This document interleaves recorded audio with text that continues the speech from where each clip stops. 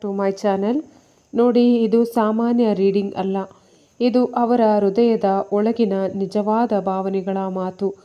ಇವತ್ತು ಅವರು ಹೊರಗೆ ಸ್ಟ್ರಾಂಗ್ ಆಗಿ ಕಾಣಿಸಬಹುದು, ನಗುತ್ತಿರಬಹುದು, ತಮ್ಮ ಜೀವನದಲ್ಲಿ ಬ್ಯುಸಿಯಾಗಿರಬಹುದು.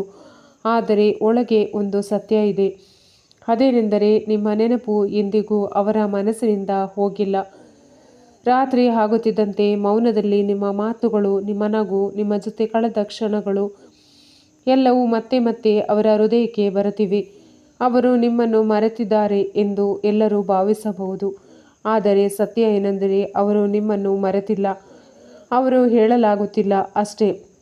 ಅವರ ಮನಸ್ಸಿನಲ್ಲಿ ಒಂದು ಮೌನವಾದ ಪ್ರಶ್ನೆ ಇದೆ.